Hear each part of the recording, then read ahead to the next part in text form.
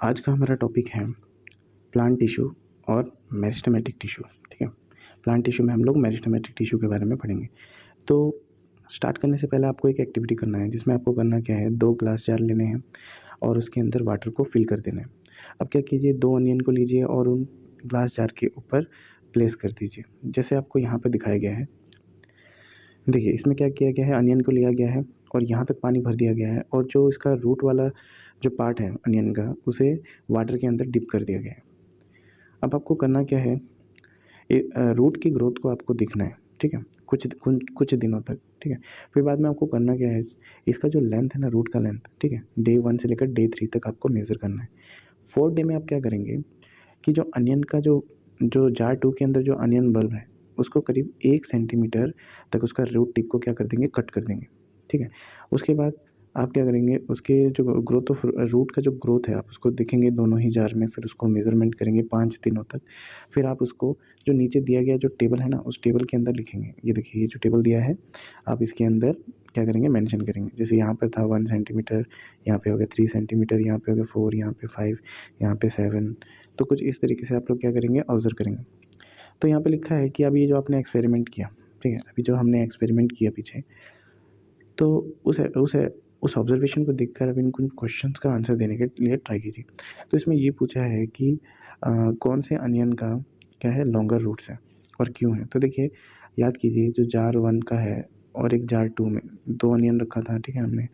तो जो जार 1 के जो रूट्स होंगे वो ज़्यादा लंबे होंगे। क्यों? क्योंकि हमने इसको कट नहीं किया था। याद कीजिए, एक्टिविटी में बोला था कि जो जार 2 का जो अनियन बल्ब है, उसके जो रूट्स पड़ रहा है, उसको 1 सेंटीमीटर आपको काट देना है। ठीक है, तो आपने काट दिया, तो इसकी वजह से उसका क्या होगा, ग्रोथ रुक गया।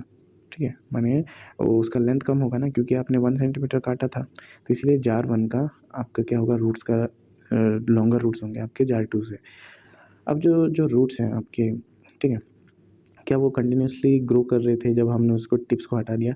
तो इसका आंसर होगा नो, क्योंकि आपने क्या किया, अब जो ग्रोइंग जो होते हैं ना सेल्स, जो ग्रोइंग सेल्स होते हैं आपके प्लांट्स के अंदर, ठीक है, वो आपके रूट टिप्स में होते हैं।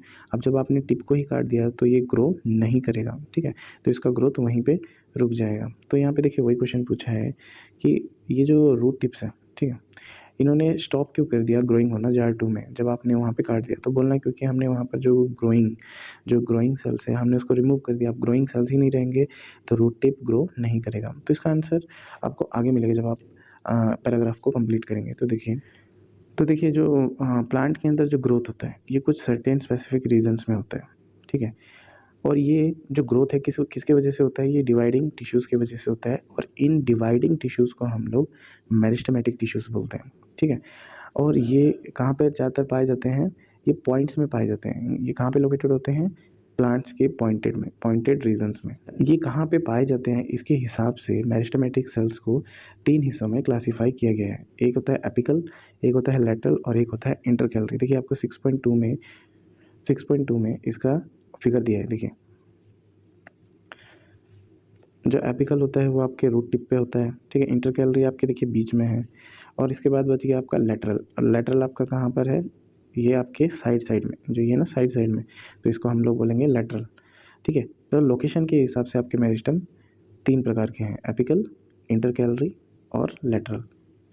तो जो न्यू सेल्स होते हैं, जो मेरिस्टम से प्रोड्यूस होते हैं, इनिशियली ये मेरिस्टम की तरह ही होते हैं, लेकिन बाद में जब ये ग्रो हो जाते हैं, मैच्योर हो जाते हैं, तो इनका जो कैरेक्टरिस्टिक होता है वो क्या हो जाता है, स्लोली चेंज हो जाता है, और ये डिफरेंट हो जाते हैं पूरी तरीके से, माने डिफरेंट हो जाते हैं डिफरेंशिएशन के द्वारा, और ये दूसरे टिश्यू के कंपोनेंट बन जाते हैं। ठीक है, तो पॉइंट पे ध्यान दीजिए कि इनमें जो सेल्स प्रोड्यूस होते हैं मेरिस्टम्स में, ठीक है, वो इनिशियली माने पहले तो मेरिस्टम की तरह ही दिखाई देते हैं, लेकिन जब वो ग्रो हो जाते हैं, मैच्योर हो जाते हैं, उसके बाद तो इनका जो कैरेक्टरिस्टिक्स होता है वो धीरे धीरे चेंज हो जाता है, और ये डिफरेंशिएट होकर दूसरे टिश्यूज़ के कंपोनेंट बन जाते हैं।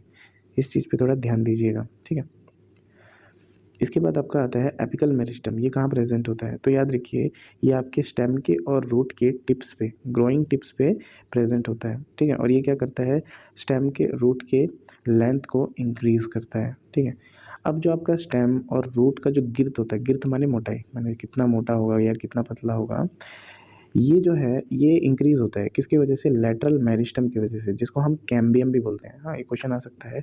लैटरल मेरिस्टम का दूसरा नाम क्या है? कैम्बियम। और ये किस चीज़ में हेल्प करता है? आपके रूट और स्टेम के जो गिर्द होता है, मोटाई को बढ़ाने में हेल्प करता है।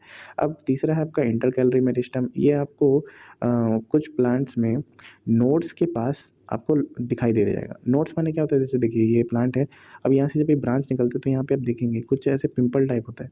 तो ये कुछ नोड्स के माने इन्हीं को हम लोग क्या बोलते हैं? नोड्स बोलते हैं। तो जो सेल्स होते हैं मेरिस्टम टिश्यू के, वो बहुत ही ज़्यादा क्या होते हैं? एक्टिव होते हैं।